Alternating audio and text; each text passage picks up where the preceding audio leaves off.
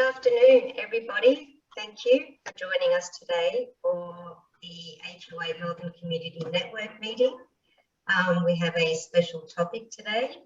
The topic is pressure sores, and we're so grateful we have Liz Clements and Benjamin Clegg from the Austin.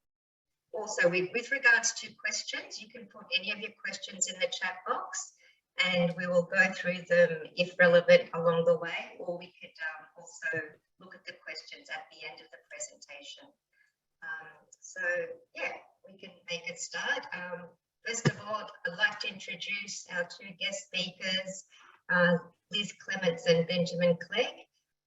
If you could start by introducing yourselves and what you do, and yeah, so any of you can start for us, please. Thank you. Yeah. Hi, I'm Ben. Me and Liz are in the Spinal Outreach team based at the Austin. So I'm the nurse in the team. Liz is I'm one of the physios. And the outreach team sees clients who went through the Victorian Spinal Cord Service at Austin Health, helping people manage secondary complications post-spinal injury. And probably the bulk of our work is helping people manage pressure sores. I'll just share screen. We also work on Ward 3 North as well. So we actually work with people if they are admitted to hospital with the pressure injuries as well. You happy for us to start, Georgina? Yeah, absolutely. Thank you. Yeah, we'll just share the screen.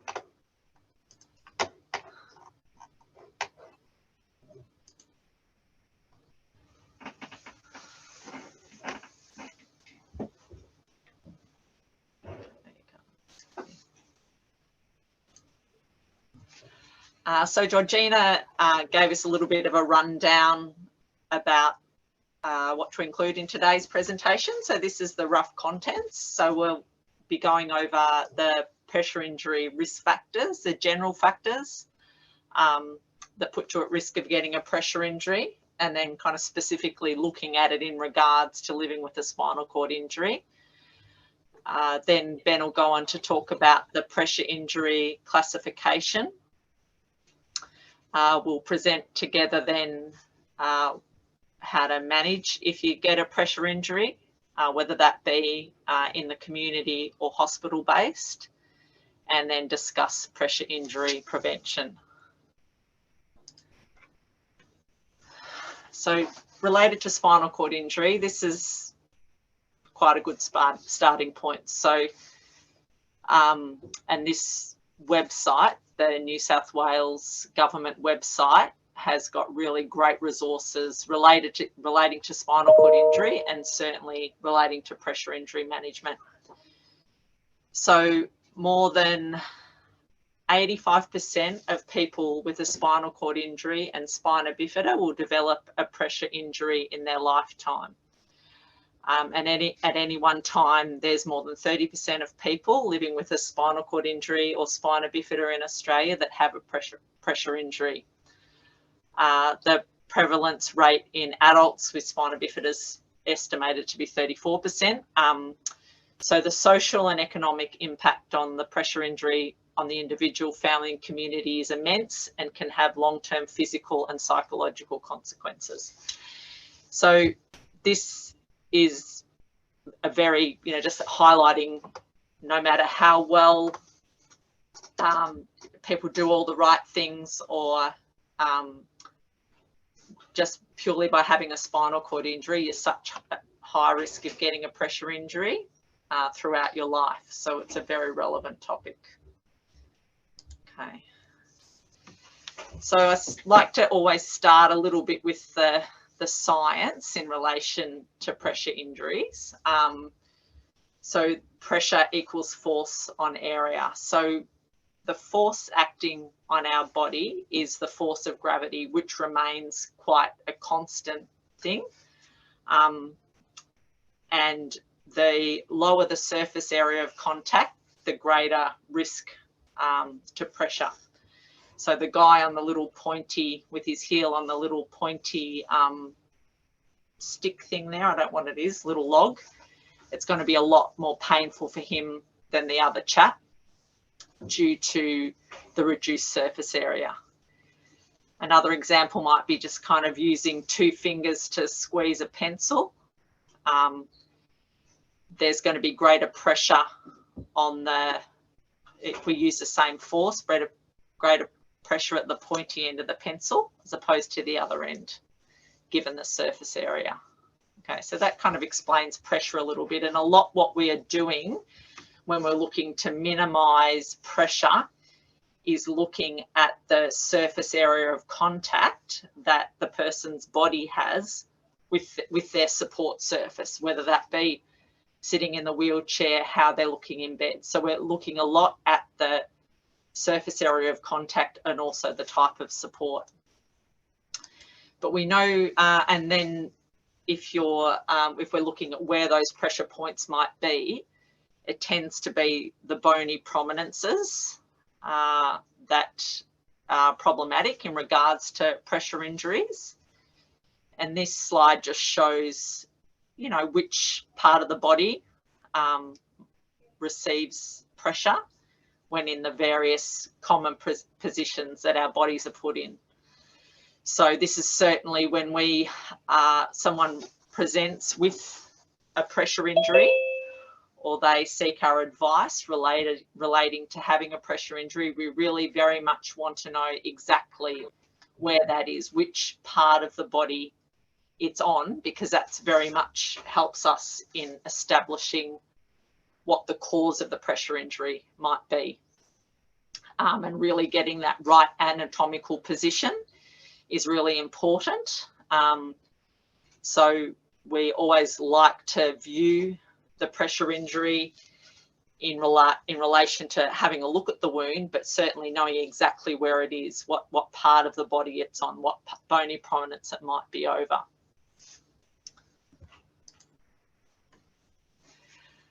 And it's not just, although certainly referred to as pressure injuries, it's not just pressure that's potentially going to cause damage to the skin. It's also other forces acting on the body, on the underlying tissues, as well as on the skin surface. So we might have direct pressure, and that's certainly the most best example of that is we're just sitting still. The pressure between our cushion, our chair, and our sitting bones, which are certainly the ischial tuberosity is a very common site of the pressure injuries. So that's certainly where there's just that direct pressure. Then there are also shear and friction forces that occur when we actually have got movement on top of pressure. So we've always got the pressure of gravity acting on our body, and then we might have friction or shear forces. So an example of a shear force might be if we're trying to move forward in our seat and aren't necessarily getting a clear lift, so kind of sliding over the seat or maybe sliding over a wheel. That's where there's kind of movement between the bony prominences and the underlying tissues, so in the kind of fat and muscle tissues. So that's a shear, so it's the body's movement on the underlying tissues. And that's going to cause damage kind of underneath the skin surface. Then the other way that movement is involved in causing skin problems can be with friction. The most common probably example of friction would be a blister occurring. So if you have a lower limb spasm and they're spasming as you're lying supine on your back in bed, blisters on the heels are very common. And so that's where there's kind of the really acting at that skin surface, the movement at the skin surface. There's another picture there of someone sitting up in bed, and the shearing forces commonly occur can occur in this sitting up in bed position, where the person's body is moving down the bed and the skin surface is kind of staying stuck to the sheets. Heat and moisture also have an impact on the skin. It's other factors that contribute to injury, what we call pressure injury. So the heat, particularly heat and moisture, are big factors which has relevance in regards to continence. And then there's actually trauma as well. So if you have a fall and traumatize your bony prominences, again, this can be a common thing over the ischial tuberosity. That can lead to a deep tissue injury, leading to a pressure injury. So these are all external forces on the body. Another one might be transferring as well. So kind of repeatedly hitting the wheel and traumatizing the underlying tissues. That can lead to a pressure injury. So these are all kind of external factors that can happen to the body. Then there's other intrinsic or general factors that can put you at high risk of a pressure injury. So they are immobility and sensory loss, which is obviously two things related to living with a spinal cord injury. Age, so as we age, we're more susceptible to pressure injury. Having other diseases, various diseases, big ones would be heart disease and diabetes, putting more at risk. Body type as well is another factor. So with less soft tissue covering tends to be a little bit more at risk, but also with too much soft tissue covering is another one. Poor nutrition and actually infection as well. So looking at things more specifically relating to risk factors for pressure injury in spinal cord injury. And I suppose this is talking about, and what we wanted to bring you today is our experience from working a long time with lots of people and helping them when they develop pressure injuries. And we hope then also you guys kind of bring to the table your any lived experience, any questions from your lived experience. But this is certainly what we see commonly. So, oh, sorry about that. There we go. So yeah, what we had a look in that first slide that 85% of people over their lifetime are likely to end up with some degree of pressure injury. So it's just from living with a spinal cord injury, which involves immobility and sensory loss, just those things alone are a risk of pressure injury. So regardless of how well you know, you stay fit and healthy, you know, avoid all these risk factors, still just purely from having a spinal cord injury puts you at risk from a pressure injury, at high risk.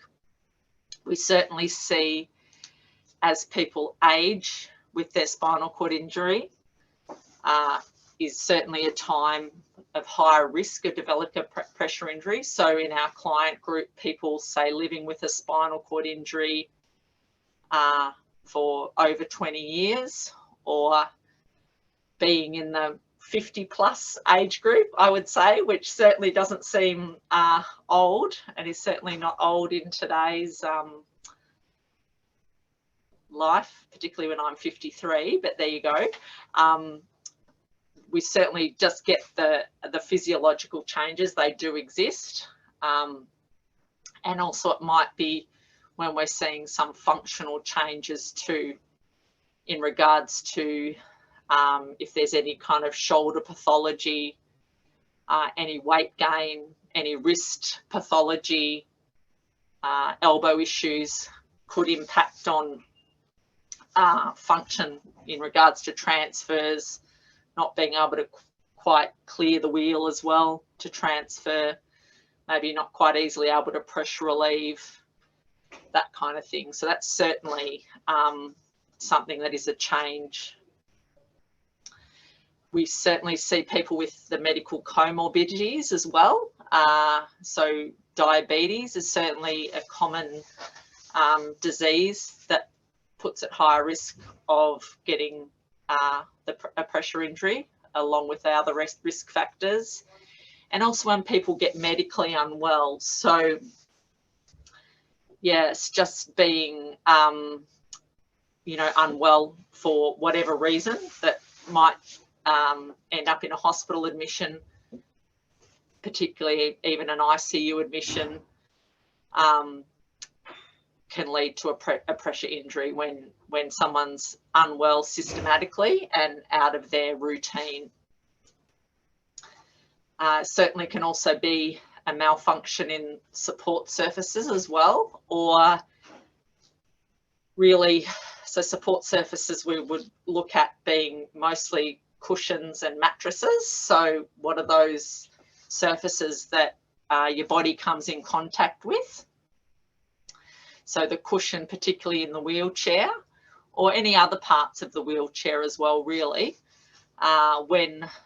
When we're sitting, 70% of the support does come from the cushion, but certainly there's also support given by armrests, by headrests, by backrests, by foot plates.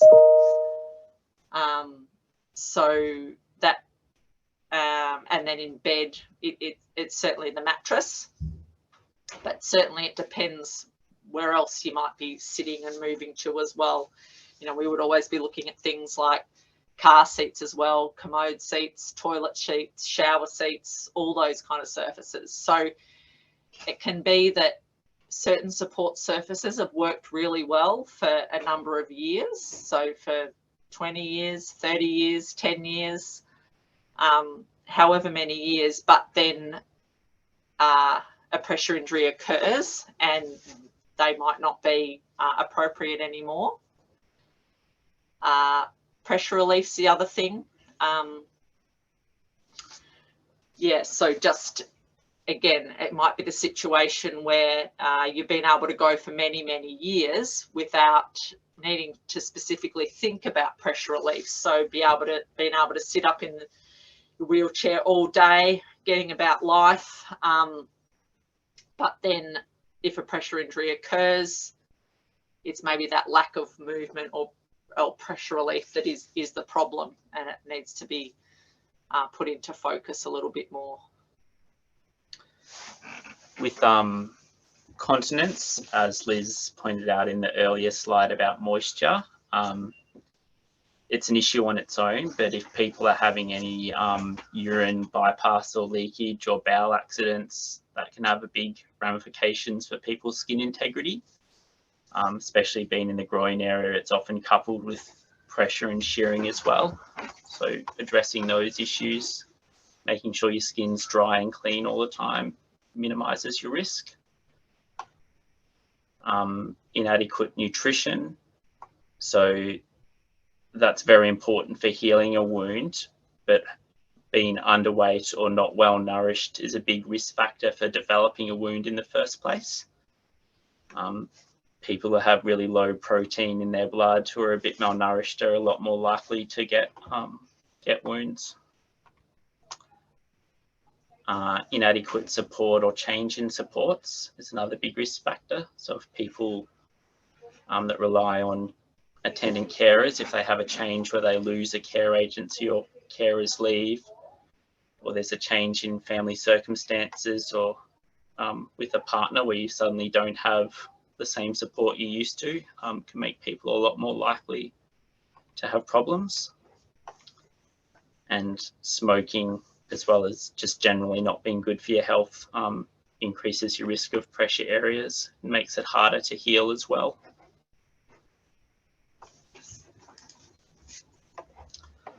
So this is the the stages, the way we kind of classify pressure areas going up in severity. So stage 1 is typically when an area is first developing and it shows up as a red mark. And what we're looking for really is to see if it's blanching, which is where you would press your skin, see if it goes, if the redness goes pale and then comes back as the blood comes back into the area.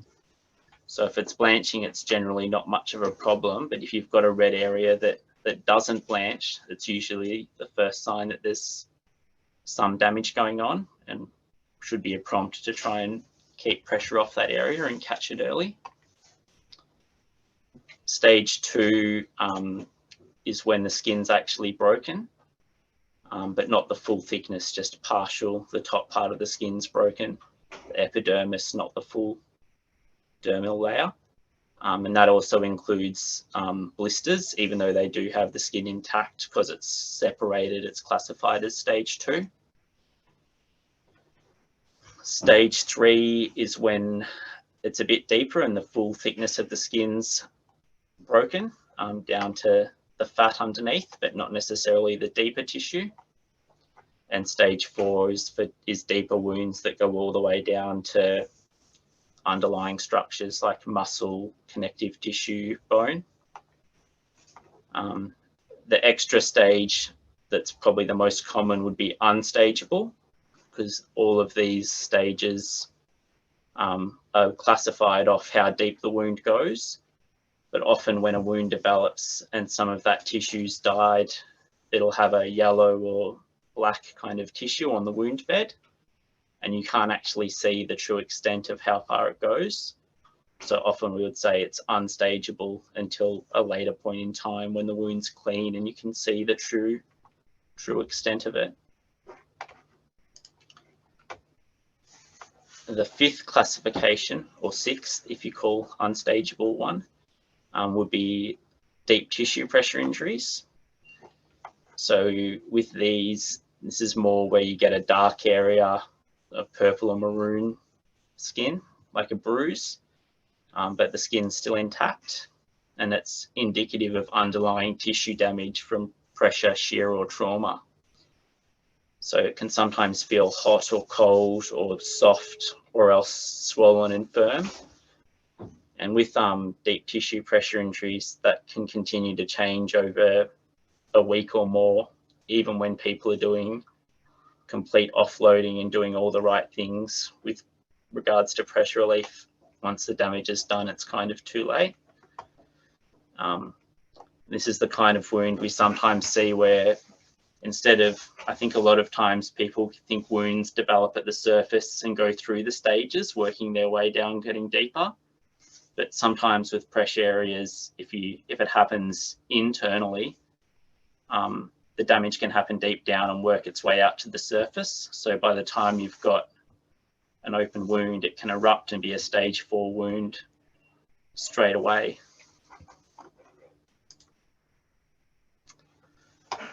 Is there any questions? Yeah, do you want to stop sharing? I might stop sharing and just answer the question. I think Naz had a question about the wheelchair cushions and how often they should be replaced. Yeah, so yeah, we thought we'll just stop a little bit partway through and answer whatever questions come to break it up a little bit. Yes, so it does depend on the cushion. So if we talk about a foam cushion, if it's just a very basic foam cushion, that could need replacing every 6 to 12 months. People are less likely to have very basic cushions now.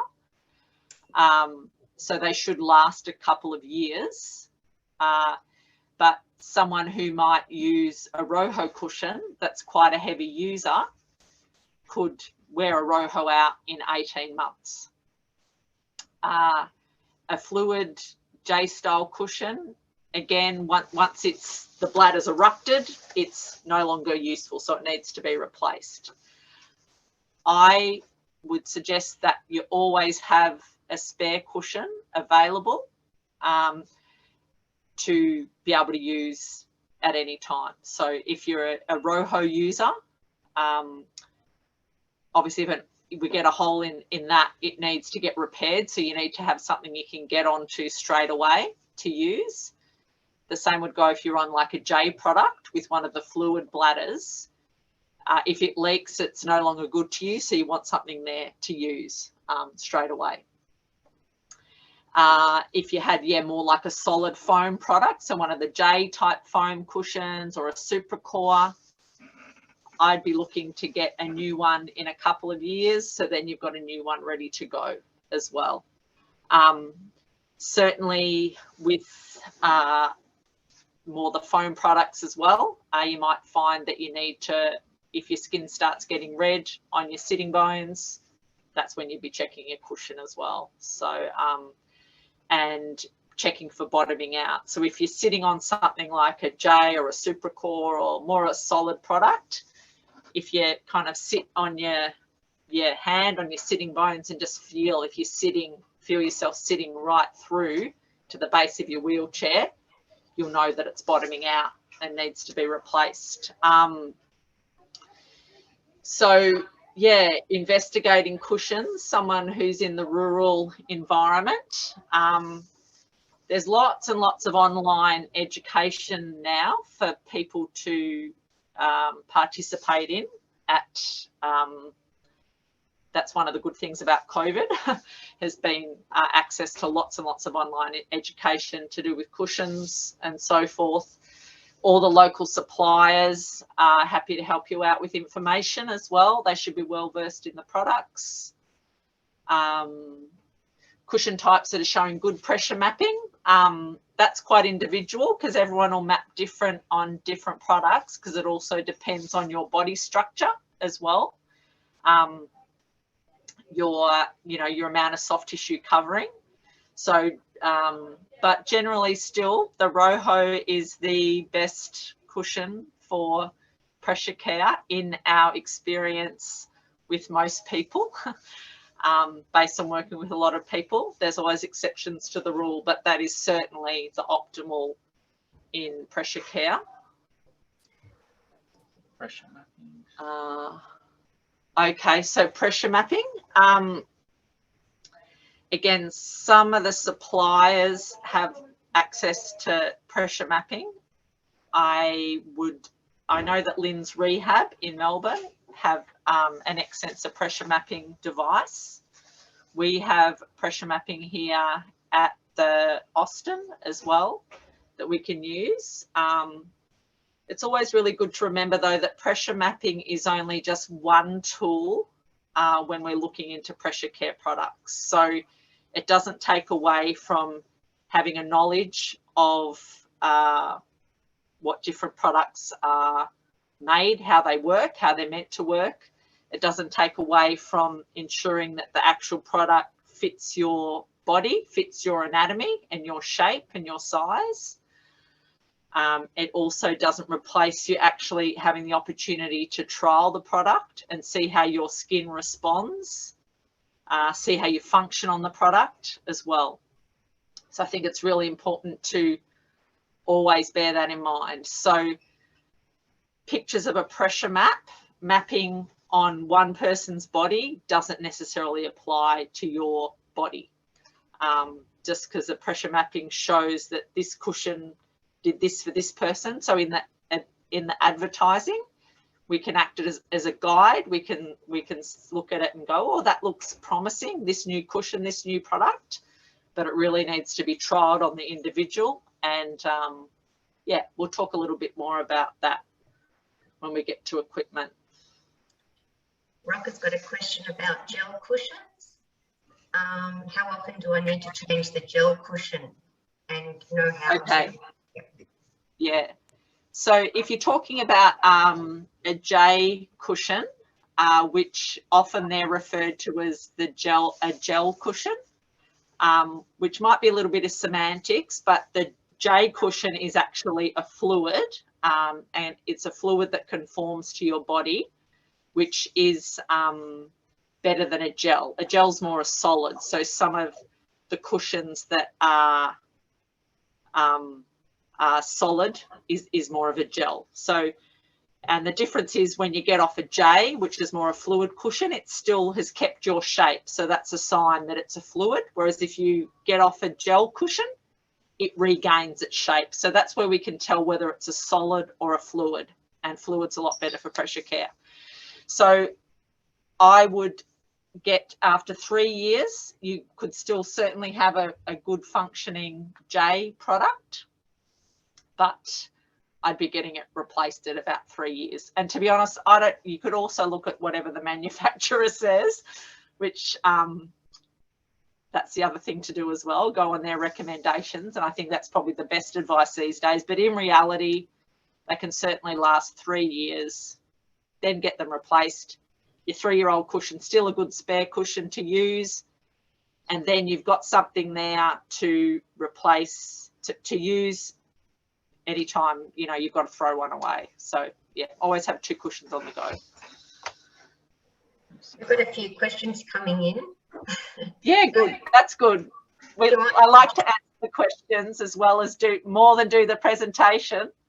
Yeah, I'm not sure. These are equipment type questions. I'm not sure if you'd like to move on to the equipment side of things or answer it beforehand. Yeah, well, let's move on, and we'll definitely come back to them though, because we can get on to a bit more information as we go along. Yes. Okay, great. Let Ben speak a bit more. Yep.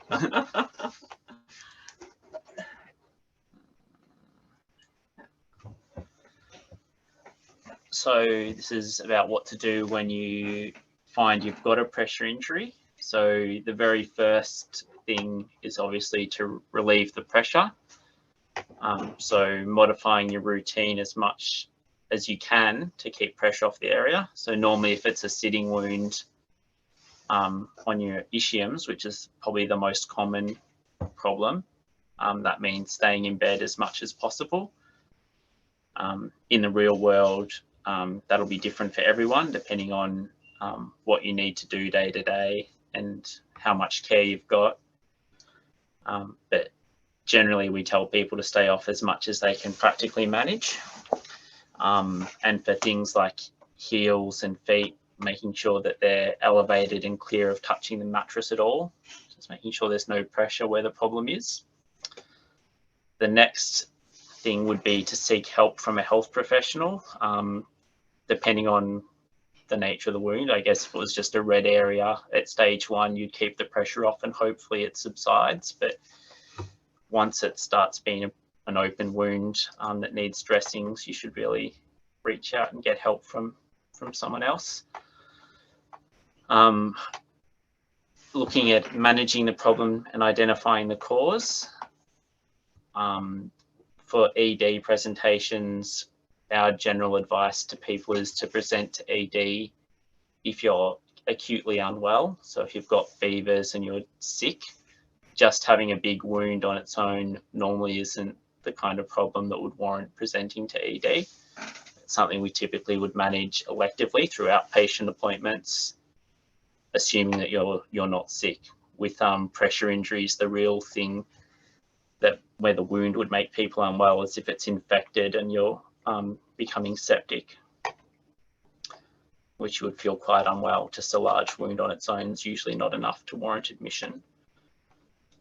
All the health professionals that could help you, so we'd encourage people to get nursing input for a dressing regime, trying to get the appropriate dressings to try and clean the wound up, manage any infection, protect the wound and promote healing. That could probably, there's few different avenues you could go down to get that, depending on where the wound is. If it was on your leg, you could go to a GP clinic and just have the clinic nurse have a look at it and dress it for you. If it's a sitting wound, we generally encourage people to get a community nursing agency. There's quite a few of them now. Bolton Clark's the biggest one, but there's lots of others to come out and dress it at home, because it can be counterproductive if you've got a pressure sore and you have to sit up on it, putting pressure on it to go somewhere and get it dressed. The GP, especially if there's any redness around the area and you think it might be infected, Sometimes wounds can need antibiotics if they're badly infected, and the GP could order extra tests, things like x-rays or CTs if they're worried about any deeper underlying problems that we can't see yet. The main problem being bone infection. If the wound's over a bony prominence and it's infected and it goes all the way down to the bone, the thing we really look out for is any signs that the bone's getting infected, because that usually will need a lot of treatment with antibiotics and will be a lot longer to heal. Seeing a dietitian to assess your nutrition can be helpful. Even without seeing a dietitian, just trying to improve the way you eat can help you heal faster. There's plenty of supplements out there for wound healing. The one that normally is recommended for spinal patients is arginine powder, just because it's lower calorie. Some of the other wound healing supplements that might be focused more on older populations that have trouble keeping weight on can have really high calories in them. And having a spinal cord injury, depending on the level, people can often be really prone to weight gain. So arginane's a good one to help give you extra amino acids for your body to make protein and heal, but without necessarily having heaps of calories in it. But if you have access, seeing a dietitian would be good. Contacting, this is you, Liz. Yeah, so I think hopefully with the NDIS has really been in full flight now for a number of years. Everyone now has the option for physio or OT involvement. And if you're not eligible under NDIS or TAC, that you've got a local health service where you can get access to OT and physio, where I see that our job to start off with is to try to work with you to try to help and address the cause of the pressure injury, what might have caused the pressure injury. So we're very much interested in looking at the 24-hour picture of what you do on a day-to-day basis to try to find out what the cause of the pressure injury is, kind of after knowing exactly where it is, what part of the body it's on. I think in the earlier slide kind of showed where potentially the problem might arise in regards to, is it from sitting, is it from lying on your back, is it from lying on your side, or is it a functional reason, such as a transfer, something to do with spasms, might be something to do with the faulty equipment. So this is everything that we'll have a look at. We'll also try to then advise you what you can do in regards to equipment and your day-to-day functioning to try to work with the rest of the team to help to heal that pressure injury, and also to support you to get more, to advise you in regards to more formal or informal support. We certainly have the good thing about the NGIS for the past probably 2 years, and I know not everyone's on NGIS, and I wish everyone was, and I understand the shortcomings of if you are, really on an aged care package and that's all you have access to. Our service certainly supports people in that group with physio and OT if you're part of the Victorian Spinal Cord Service.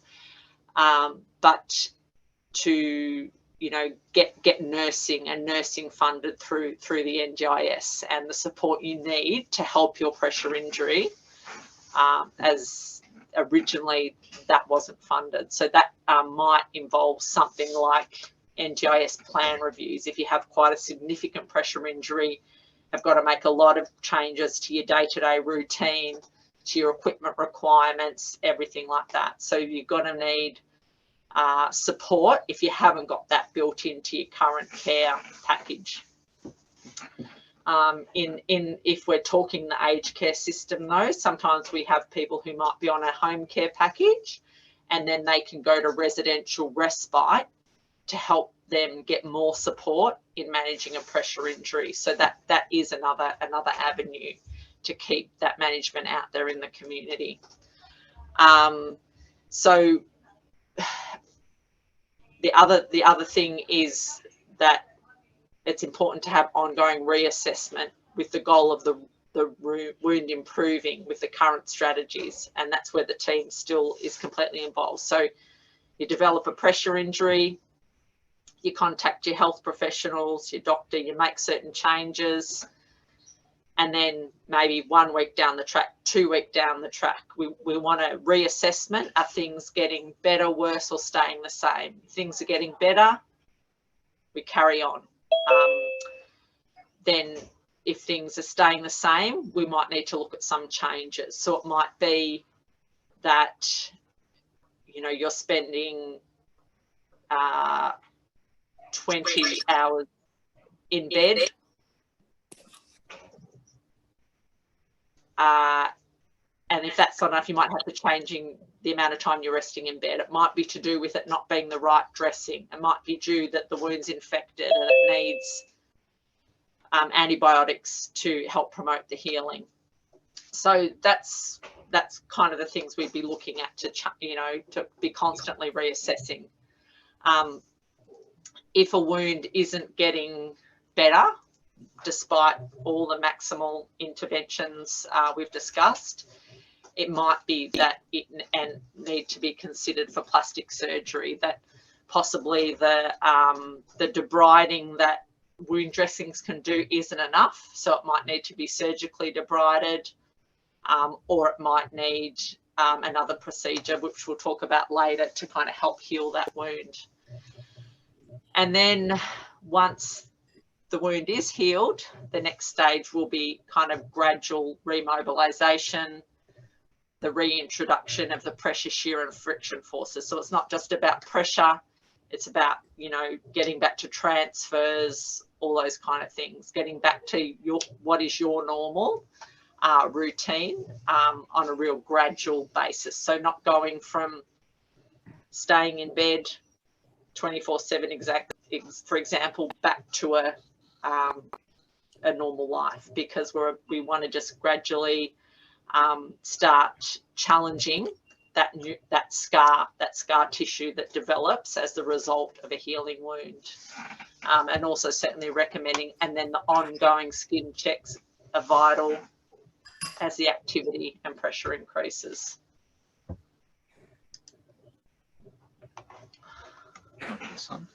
So for yeah, as we said earlier about the ED presentation, for wounds making people unwell, you usually need to go to hospital straight away.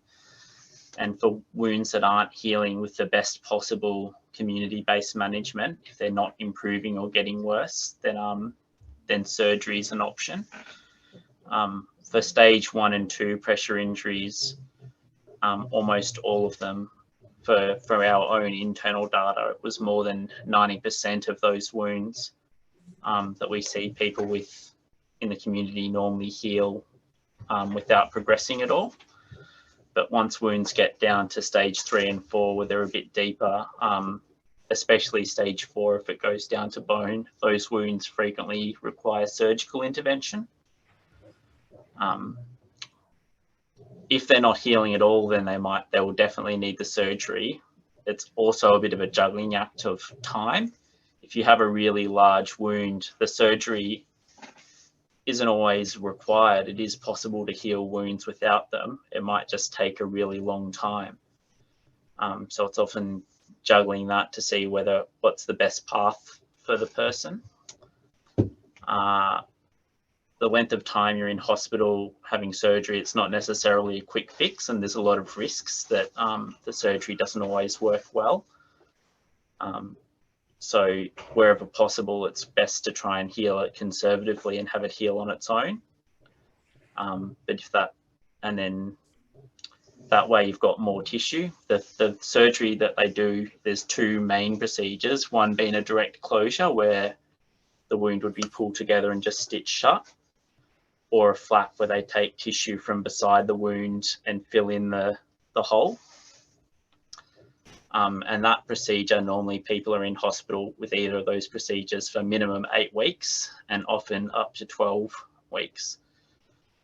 Sometimes people are in hospital for a lot longer. So it's balancing whether or not it's better to heal it on its own or do that procedure.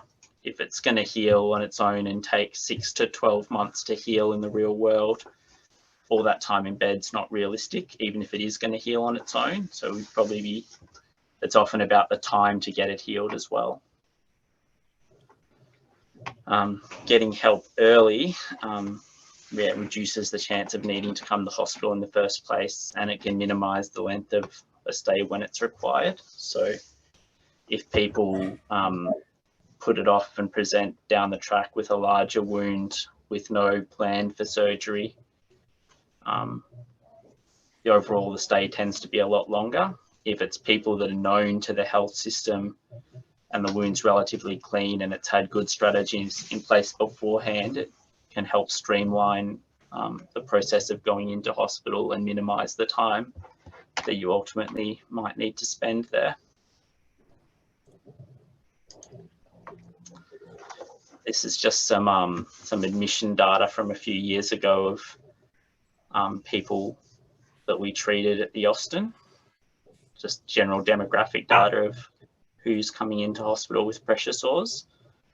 The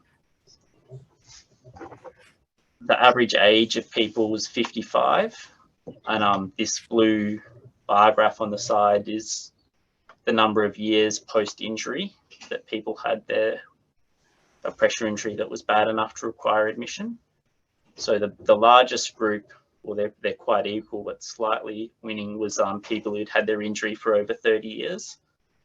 And that's probably linked mainly to all the challenges of aging with a spinal cord injury, especially because that's a smaller population of total people compared to people in the first 10 years post-injury. So they're massively overrepresented. Slightly more people with quadriplegia than paraplegia present, or double the amount, but the length of stay was roughly the same whether you had paraplegia or quadriplegia. The site of the wound, ischial wounds, was the biggest one by a lot, and then sacrum and greater trochanter or hips, and other was mainly things like knees or ankles or heels.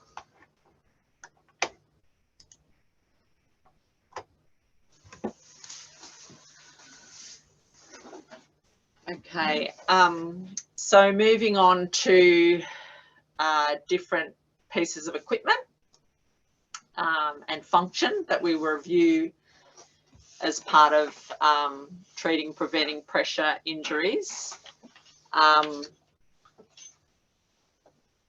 what we might look, the stuff we're going to look at. So mattresses, again, definitely air is certainly the best for pressure care, and that will be one of the first things that might be recommended to you, particularly if you're going from usually being in bed for 8 hours a day, and if you develop a pressure injury and you're having to stay in bed for a lot longer, it might be, for example, that you can tolerate lying on your right side all night when it's 8 hours on a foam mattress. But should you need to spend more than 8 hours in that position, or you've got a pressure injury on your right side, for example, and have to start lying on your back and on your left side to avoid the right side, it might be that you're not used to that position. You know, at risk of developing pressure injuries in that on your sacrum if it's on your back, or onto your left side. So it's just, or if you're only comfortable in one position, again, it's more likely you're going to need an air mattress. So certainly when people come to hospital, once you've got a pressure injury, and to reduce the risk of pressure injury, air mattresses are way more commonly used as well. The good thing is mattresses can be quite easily and readily hired. They're available very readily in single bed mattresses, and even some in king singles as well, still some of the higher end mattresses. So any air tends to be good air as well. Certainly foams come a long way though, so a lot of foam, full contact foams provide really good pressure care as well. So yeah, very varied mattresses, and we certainly understand though that we've got to think about pressure care. We've also got to think about getting a good night's sleep, and being comfortable and being able to function as well. So sometimes that's problematic with an air mattress. So if you need an air mattress to help to heal a pressure injury and prevent getting pressure injuries in the process, on top of that, you might need some increased support as well. It might then also impact your function. So if you're on an air mattress, you can't transfer anymore. So then there's the need for the hoist. So there's lots of factors that would need to be considered, that your physios and your OT should work with you and take all of this into account. So as I said, any air is good air. So when I first started working in this area, really it was all about RoHos. The only air were RoHo cushions, and we used RoHo mattresses as well. Then it kind of moved on to RoHo overlays that kind of went over a foam mattress. And now we have got lots of full mattress replacements and lots of different brands as well. Again, your physio or your OT, whoever's prescribing it, should have an understanding of the technology of these mattresses, as well as getting the information from the supplier. But many suppliers offer a 7-day free trial. So you really want to trial before you buy and assess whether you can sleep on the mattress. You know, are you comfortable on the mattress? Can you function on the mattress? Is it actually helping your skin as well? And, you know, is it actually, if it's a RoHo mattress, is it set up correctly so you are immersed into it and you're not bottoming out?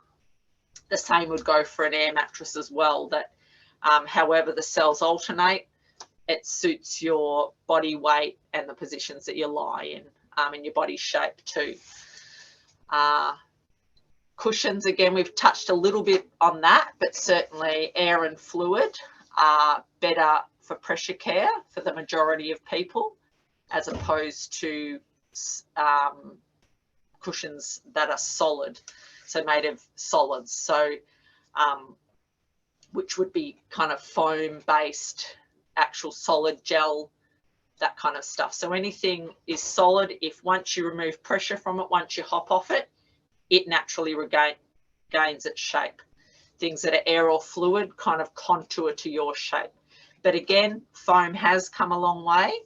So again, you know, there's a lot more foam and multi-layered foam that might contour to your body very well. You'll see a lot of the cushions are set up though often with a well and a channeled section for the thighs that are meant to kind of conform to your shape, you know, with the pelvis sitting in the well, kind of immersed into a well, and then a lot of support taken through the thighs where there's no bony prominences, so we can kind of really weight up the thighs to take the weight in sitting. But again, it's got to conform to your body. So as well as looking at the cushion, your posture and your whole wheelchair setup will be taken into account, because if you've got a pelvic obliquity, like an uneven pelvis, an asymmetrical pelvis, that's going to affect where you're sitting in that well. If you tend to sit with your pelvis forward in more of a slumped posture, that's going to impact how you are on that cushion. So hence, getting that right fit to your body is really important. Pressure mapping could be used to compare each cushion for you and how you map on one cushion compared to another. that can provide you with some good information when you're making your cushion choices. But really that pressure mapping is just that one point in time. It's looking at pressure. It's not looking at shear forces. It's not looking at friction forces. It's not looking at anything you do as you move. So it's really just one tool, along with looking at the property of the cushion, looking at you, looking at how you function. This photo that's up there is a good example of how pressure mapping can be used as well. It's kind of showing someone pressure relieving and showing that when that individual is using kind of tilt and recline, they are getting good pressure relief off their thighs and off the ischial well. I think you can tell looking at that. So the darker green is kind of pressure, and when it goes to that blue colour, it's less pressure. So yeah, as I said, so we're looking at your posture and your position, as well as the cushion.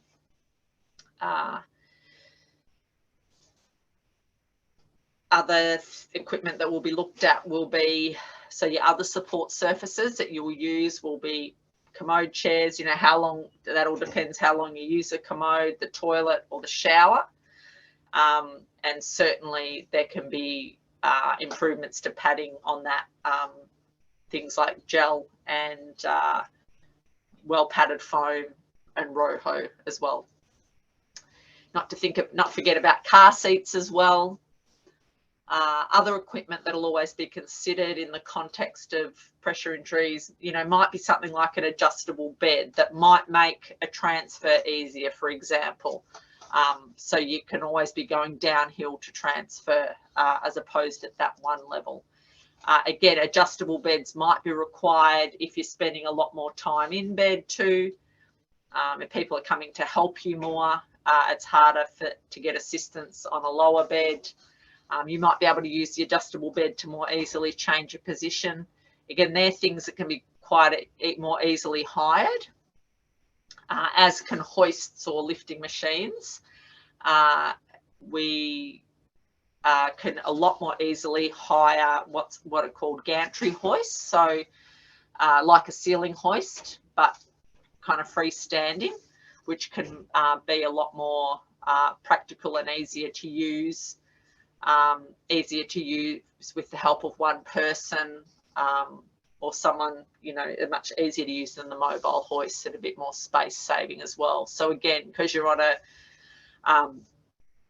an air mattress, you might also need to combine that with a hoist to then still be able to get out of bed for short periods if you've got difficulty transferring off mattresses. So yeah, lots of different equipment can be used in the management of your pressure injury, and it's all, you know, available to be used at home and certainly used in the hospital as well. What do we do next? We'll have a little look at some quick questions again. Is that our last slide? This is our last slide. Yeah. We'll go to the questions.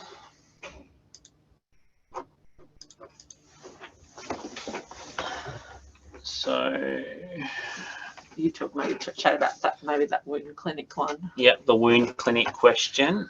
Yes, that is good. A wound clinic probably won't replace. You'll still need a nurse to do the dressings at home, unless it's relatively minor and you are self-managing or having family do the dressing for you. The problem with wound clinics, if it's a sitting wound and it's not that close to your home, you can be causing damage by sitting on the wound and bouncing around in the car or taxi to get to the clinic. So if it's on a lower limb and it's not in pressure in the chair, that's a great option. Other options, I guess, to get more expert advice, because there's different tiers of expertise, I guess, in health professionals. So wound clinic would be quite good advice, and they'd have everything there. That usually would have dietitian, wound nurse and a doctor there that would all look at it and give a plan for your community team to use. Other options, if you want more expert advice, I guess, is there's a whole lot of wound consultants out there that work with a nursing agency that would come and see you in home. Wound nurse practitioners or skilled nurses that would see there, because a lot of problem solving happens in the home. When you're in a hospital environment or at a clinic environment, they'll look at the wound, but someone seeing you in the home, in your actual environment, gives a lot more context to what you're doing day to day and what things might be impacting the wound. The question there about the J2 cushion. So yes, the J2, it's, you know, is one of those fluid cushions, and certainly there is that increased stability with it being firmer at the front. There is a cushion called the Roho Hybrid Elite, and there's another newer Hybrid Select, it might be called as well, that kind of has air in the well section and still firm at the front, so still might meet those functional requirements and postural requirements to be able to transfer. So the bottom line is that Roho is superior from a pressure care perspective. And also, if you're using a full Roho as opposed to the J2, you don't have as much problem as in fitting the cushion in regards to the position of your pelvis, so where your ITs are, where your hips are. So on a J2 cushion, if someone over time, their bottom's sliding forward, their sitting bones or ITs can be hitting the shelf of that J2 cushion. So again, it's all about the fit. The other thing that can happen as well is, depending on your level of spinal cord injury, if you more have a lower motor neurone condition, as you live with spinal cord injury for more and more years, you get muscle wastage, a loss of that soft tissue covering bony prominences close to the surface, and that could mean you have to up your pressure care, even if you're very active and independent. So some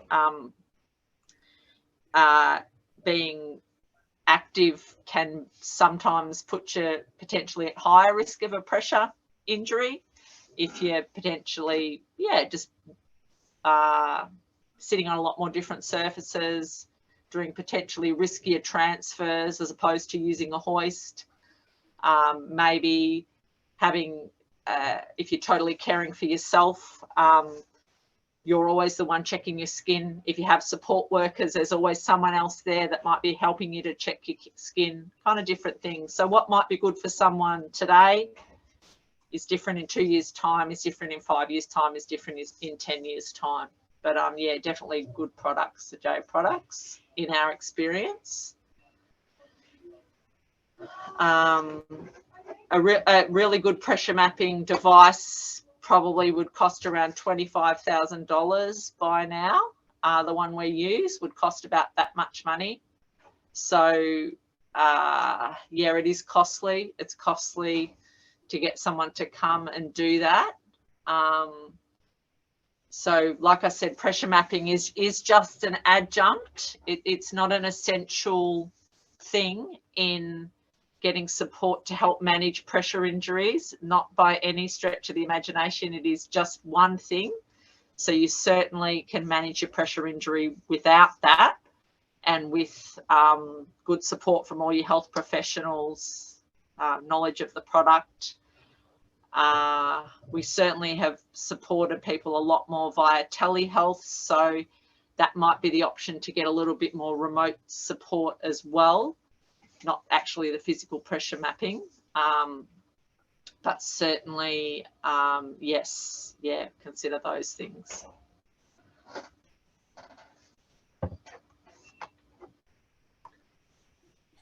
Any other questions? Yes, there's one question. Are there any recommendations for the car seat cushion?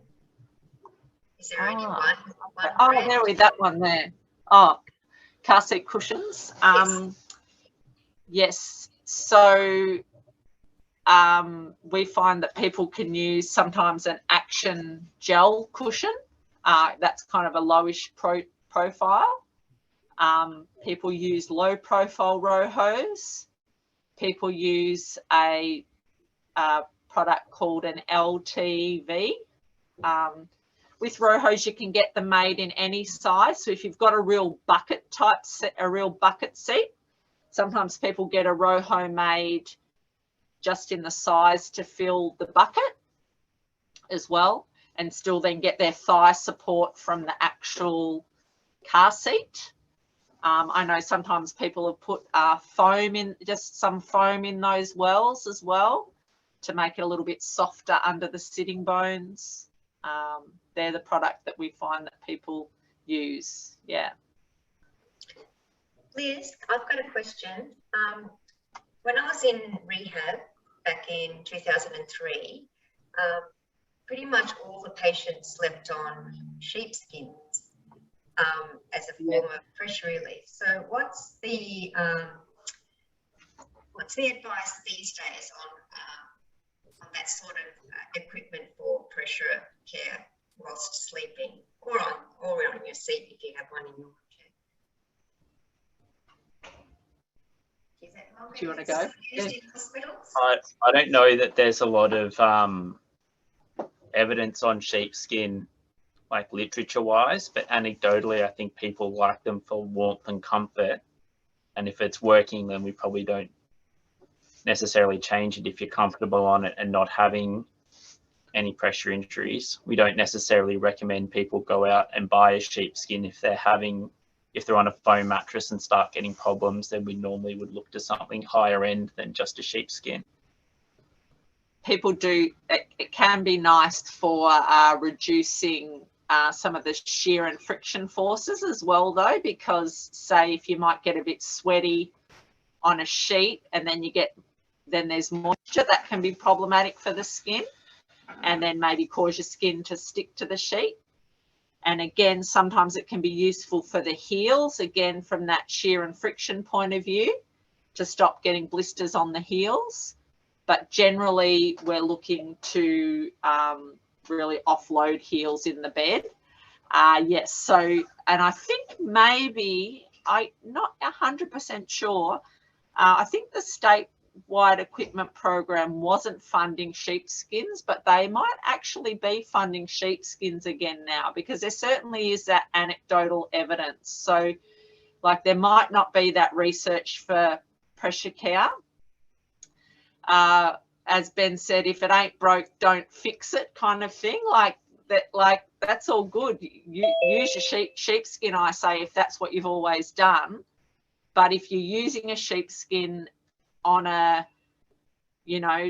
on an old mattress and you got a pressure injury that's associated with how you're lying, it might be time to change the sheepskin, to think about, to air, to think about a better quality foam, to think about changing your sleeping position or turning to help treat that wound. So, yeah. Especially if you change the mattress underneath the sheepskin. So to get an alternating air mattress temporarily, the sheepskin's probably okay on top of foam, but once you have it on top of an air mattress, it diminishes how effective the new mattress is, because it kind of, the cells go down, and while the sheepskin's taut above it, it kind of cradles you, keeping pressure on a bit above. So it's not, can be counterproductive when you're trying to change other things underneath it. So if you going on an air, we'd always get rid of the sheepskin.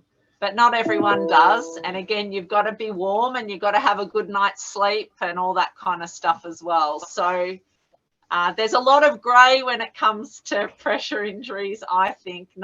There's some things are black and white, but not necessarily all the time. Yeah. With sheepskins too, you've got to make sure you get real sheepskin or medical grade, because there's some sheepskin out there that aren't real sheepskin and it's synthetic, and people get quite sweaty on those materials. They're not the same if you are getting a new one. There's a question on, I'm not sure if I'm pronouncing it properly, Verolite cushions. Verolite. So every cushion, it's about trial and error. So Colin, it sounds like the Verolite's good for you because you've used it for 18 years and because they don't puncture. And yes, yeah, it's certainly an option. And there are lots of different models, that's right. So it's still a little, it's a bit different to the Roho though. It's a little bit more like the, because it's got like the foam and the air in there. So it certainly is a different style of cushion. And like you said, it certainly does have that advantage of having a bit more stability that helps with the function. So Colin brings up a good point there, that I suppose that the bent we've been taking today is about pressure injury and pressure care. And sometimes in life, the focus has to be, well, doesn't have to be anything, but if you've got a significant pressure injury, the first priority out is to try to heal that pressure injury. Then we're making pressure the absolute #1 priority. And we realise that sometimes when pressure and pressure care is the #1 priority, it's at a sacrifice of function. So it's always weighing that up for the individual, and where you're at and where your body's at. So, and there's that choice to be made, that balance between function and pressure care. And we want people to have it all. We want you to have the most independent function with the best pressure care. That's the absolute #1 goal. But sometimes through the process of treating a pressure injury, recovering from a pressure injury, might mean that function has to be sacrificed in order to maintain intact skin for some individuals. So absolutely acknowledged. And once you've had a pressure injury, a scar is never as good as normal skin. It's scarred skin. It doesn't have as good elasticity. It doesn't respond to pressure as well. You're at higher risk of getting a pressure injury again.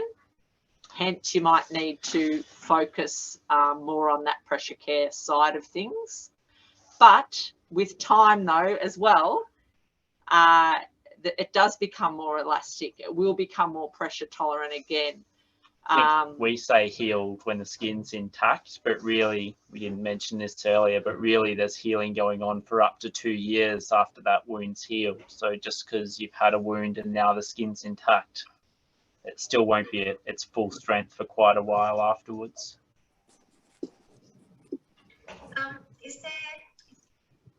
Would you suggest using particular creams after the wound has healed, just to maintain the skin integrity, I guess, or the elasticity or the moisture, so it doesn't go dry again? Or when I had a wound, go Ben.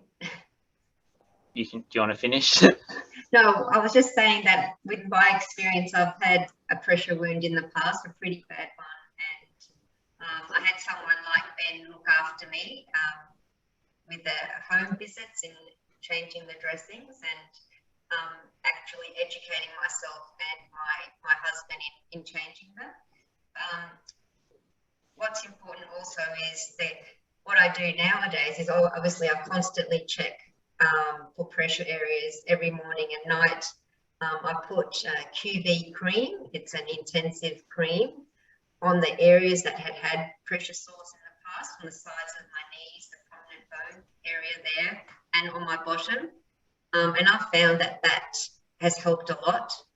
So QV cream is what I use. I'm sure there are other products out there. Is there anything else that we could do to, I guess, help us with wounds that have healed and you're just worried about it getting worse again?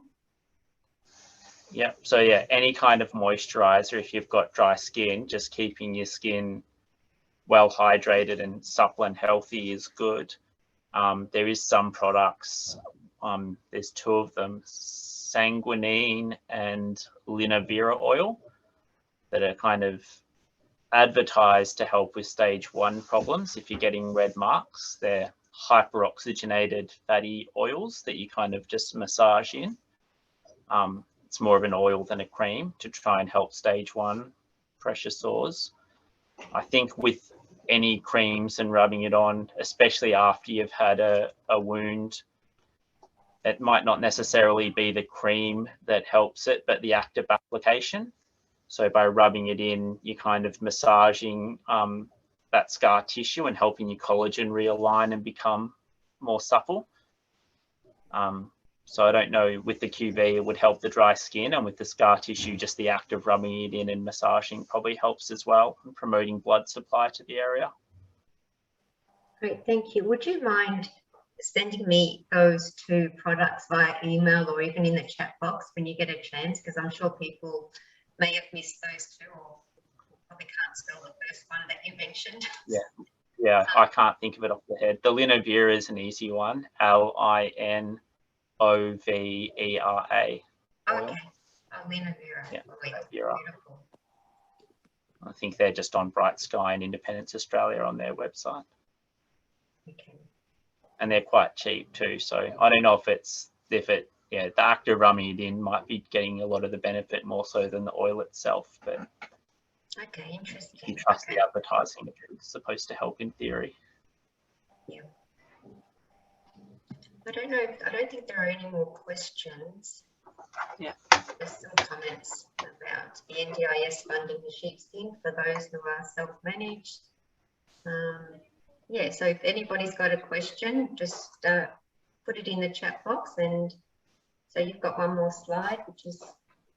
Yeah, I'll just do our finishing slide. Yep.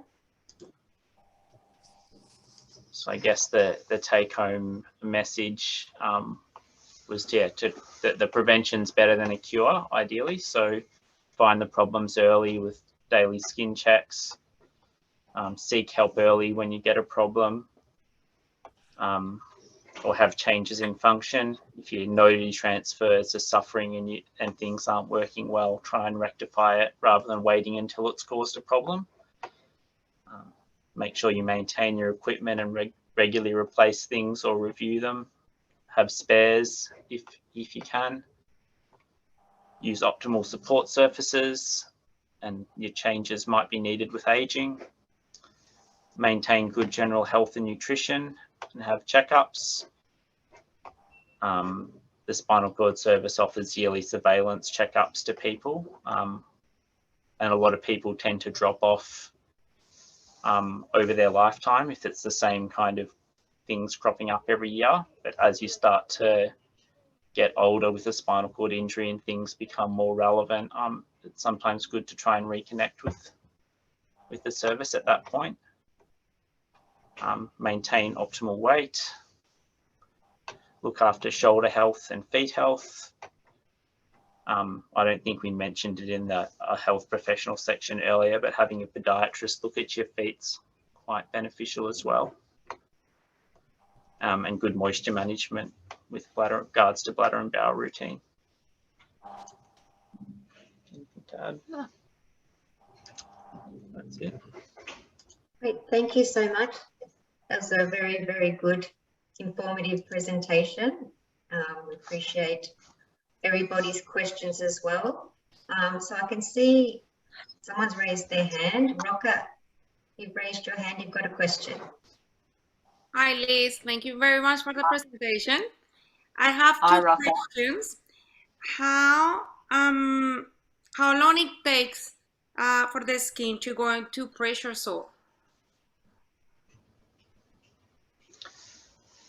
That would be different for everyone, because if you have 2 people and subject them to the same amount of pressure, one might get a pressure sore and one might not, because everybody's body's different.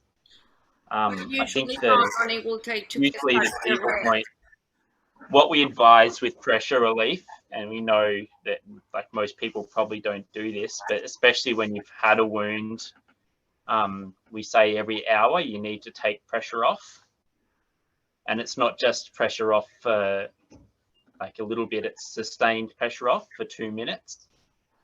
Is that true? The ones that yeah. Do you mean if you've actually like got a red mark or something, Rocco? Yeah. Or yeah. okay. So if you already have the red mark, I've had problems to identify if it's a stage 1 of a pressure sore, because I haven't seen, I just saw the photos of the stages, but I haven't really seen it in a skin. And some people say that looks like a pimple, like something hard, but I don't really know. And I'm curious to know how long really take for this mark to have the pressure, like hours or 2 hours at the point that reach stage 1. So it was just to have an idea how long it take to be a stage 1. Hours of pressure.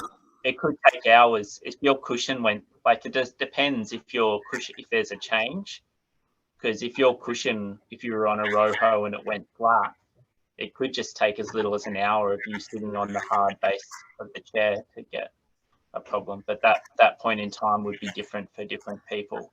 Yeah. And even with the same person, which is why aging is so relevant, because you might subject your bum to the same pressure every day for 20 years and it's completely fine. And we hear this all the time where people say, I've done this for 20 years and I've never had a problem. But over time, you don't have the same skin that you used to. Your skin becomes thinner and has less collagen and becomes less elastic and less tolerant to damage. Mm-hmm. So just even if you don't change anything, the way your body changes, the amount of time that you can tolerate certain pressures will become shorter and shorter as you age. Yeah. My second question is, how often do we need to do pressure relief during the day? What is the recommendation?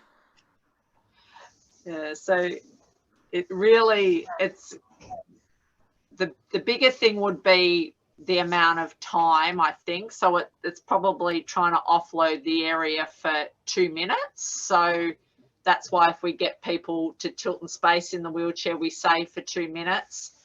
That why we don't recommend lifting anymore, because it's easier to lean from side to side and do one side at a time, or to lean forward rather than lifting.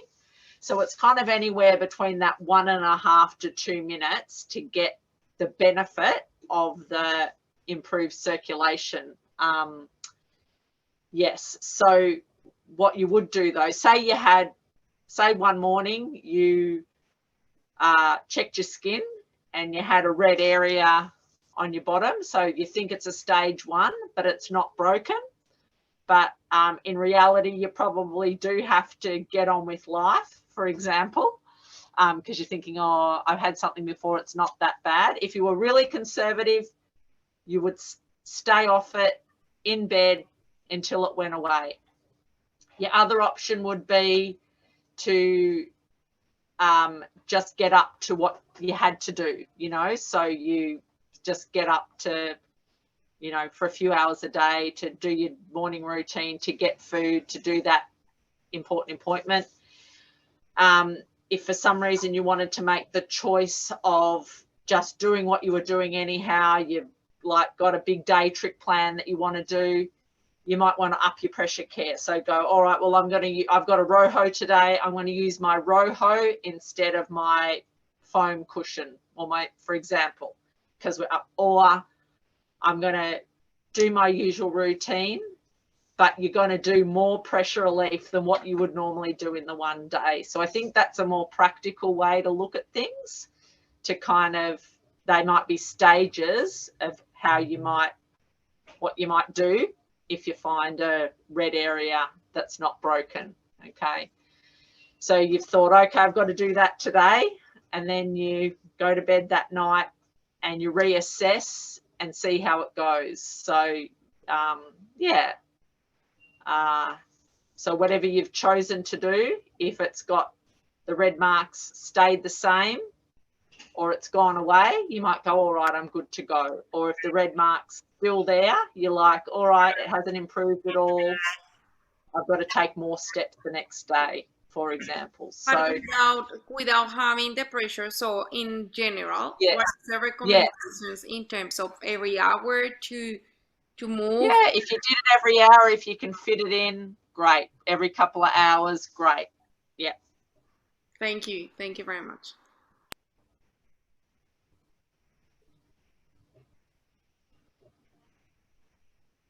I just wanted to make a comment about you mentioning the pressures, like sitting on something or a deflated roho cushion, so you're bottoming out, so you could cause a pressure, or the shearing when you're transferring, say on a slide board. There's also other ways, for example, if you were wearing jeans and they had like buttons as the pockets, that might cause some sort of unusual pressure, and also maybe accidentally sitting on something that's already on your cushion without you even realizing, or on the bed, on your mattress, maybe the remote control like fell under your leg and you sleep on it the whole night. So people need to watch out for other obstacles or items that, you know, are in the wrong place. Yeah. Thank you. Very practical. The lived experience there, Georgina. All the little things that happen to you guys that we wouldn't even know about, you know. Yes, and wounds. I mean, you've got pressure care wounds, but you've got other sort of wounds as well that you need to take care of, like when you've burnt yourself as well. But what was the other thing I was going to say? So there's different things that could also happen, just say, talking about the bottom area where the ischiums are. You could also, if you're sitting down too long, you could have blocked sweat glands as well. That could be a problem, or hair follicles, ingrown hair follicles that could cause problems, or bursas. Bursas, if one of you could explain what a bursa is, because you've got pressure ulcers, pressure sores, bursas, there's so many different words for different things. So yeah, there's all sorts of skin problems that you could have. The ingrown hairs is a fairly common one with especially men that are a bit hairy and get them. And even if that is the cause, if you have an ingrown hair or a pimple there, once it happens and then you're sitting on it as well, the introduction of pressure that then prevents it from being able to heal kind of makes it evolve into being a pressure sore over time, I guess. It's a bit of a grey area of whether it's an ingrown hair or a pressure sore sometimes. And that's the same with the bursa as well, Georgina. So you've got kind of bursas, you know, at different joints, or, you know, you have an ischial bursa. So if it gets inflamed, that means there's damage there or infection in there. So even though the cause of that bursa might not be pressure, for example, it's still important to relieve the pressure so it doesn't develop into a pressure injury. We also talked about trauma and that deep tissue injury as well. So yeah, you might have a fall and that's created a bruise. So it mightn't be, again, just it's that trauma, but if we keep putting pressure on it, can lead to a pressure injury, you know, even though yeah, it's not pressure that's the cause. Yeah. Yeah, it's interesting, as you spoke earlier on, Liz, about aging, and it sort of, my ears pricked up because I am getting in those, almost 50, but the concerns for me are things like my wrist, and I've got osteoarthritis of the thumb, and so as you mentioned, you may not be doing as many pressure lifts, or you're not transferring as much, you're not exercising as much, and so there's an obvious risk factor, and also the skin becomes thinner as well, and it's not as strong. So it's absolutely right that when you're aging, you need to really be careful and take extra precautions, and also look at equipment as well. You may need to change it. So yeah, very important. That's right. And I think paying attention to your shoulder health's a big thing as well, because if you lose that shoulder function, and you know, that's certainly something that we see, that you don't transfer as easily, and that ends up with skin problems, and that is a real risk. So it's that just general health as all of us as we get over 50. I think it's all about that. It's preventative health is important for us all, and there's extra things when you're living with a spinal cord injury to look at in regards to that preventative health. So yeah. That's great. I don't see any more new questions for Ben Yep. or Liz. So if anyone has a question, they can unmute themselves and ask. But if not, unless there's anything else that Liz and Ben need to say, then we might as well conclude this meeting. Everyone's right.